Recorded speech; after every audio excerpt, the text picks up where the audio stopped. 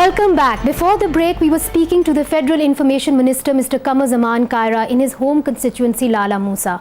During the interview, he said that the government of Punjab will be responsible for clamping down on militant outfits in their province. He said the federal government will only step in to cleanse Punjab of militant groups if requested by the provincial government. But does the Punjab government have the capacity to take on militant groups here? To answer this question, we have with us Sardar Zulfikar Khosa, President of Pakistan Muslim League Nawaz of Punjab. Khosa Saab, thank you so much for joining us on this program. It seems that the Federal Information Minister Munizae Jahangir has thrown the ball in your court and he expects the Punjab government to cleanse the province of militant outfits. Are you capable enough to do that? Yes, we've shown our capability in combating the militancy in Punjab. I don't know what basis does the federal minister have for saying something like this. We have never asked them for any assistance. We've managed on our own for the past 2.5 years. Despite our limitation of funds, despite our limitation of training, because one mustn't forget that the police was not trained for combating militants or suicide attacks. They were not trained to combat this kind of an attack from outside. The police was normally trained for watch and ward. That does not include terrorism. It does not include militancy in any part of the province. Right. The Chief Minister has taken extremely critical steps to improve the training of the police force. We have also improved the training of the elite police force. They were already much better trained than the normal police was. But even then, their training has been enhanced to include anti-terrorism training and to combat such attacks as have taken place all over the country. It's not only the Punjab. I cannot understand why the federal minister is talking of Punjab only. These well, the reason that he is talking of Punjab only is because a question was asked that can the Punjabi militant outfits, can the Pakistan People's Party government cleanse Punjab of these militant outfits? And he said, well, that's a provincial subject. Until the provincial government does not request the federal government, they will not move in and clamp down on militant outfits. Now, my question to you is, you said you're training the police, etc., etc. But can the police take on such a ferocious enemy? Haven't we in the last 2.5 years, haven't we given you ample proof that we are capable of tackling these people? Because people have been talking about a military operation. Mr. Zulfikar Khosa, please let me answer.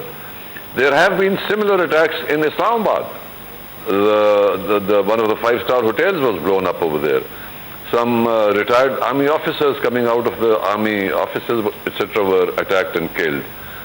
Even in Pindi, there was an attack on some military establishments. Now, that doesn't mean that the federal government is not capable of handling those things.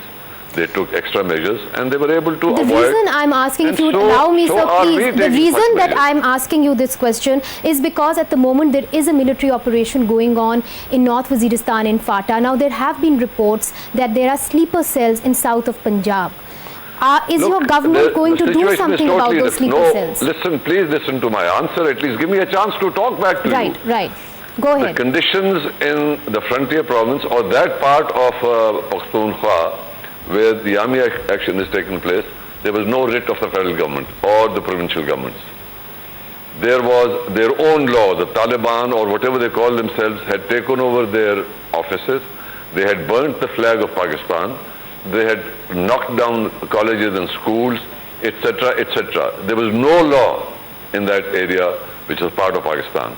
So the federal government, in consultation with the provincial government, moved in the army. And the entire nation stands behind the army.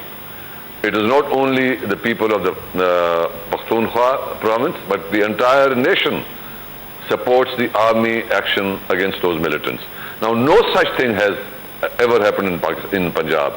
The writ of the government is very much obvious in the whole of the province. There are some incidents in Lahore, in Multan, in Dera Ghazi Khan, in Miawali, etc. Now that happens almost like a daily occurrence in the Pakhtunkhwa province. It also happens like a daily occurrence in Quetta. Why isn't somebody talking? And then the difference. One federal minister says that we will have to move the army into Punjab to knock out these stations. There are no such stations. Individual acts Right. or We groups have of to- twos and threes, yes. And I one just want to minister ask you this speaks- question. Can this No, problem the go other away if you minister- don't clamp down on Punjabi outfits? Very briefly, because we have very little time left. Can we actually wish this problem away without really clamping down on militant outfits? No problem can be just wished away. We are taking very, very strong steps to curb this militancy in the Punjab. We have hunted down their organizers. We have arrested those people. They have been coming on television channels And you would not showing request the federal government to move in, sir? No, why should we?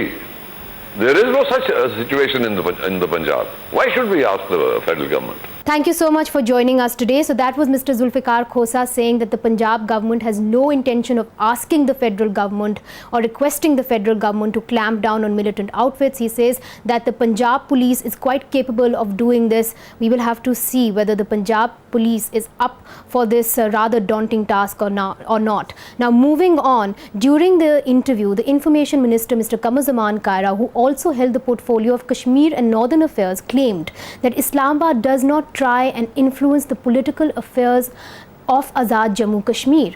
However, the former Prime Minister Sardar Atiq, whose government was toppled earlier this year by no confidence motion, feels otherwise.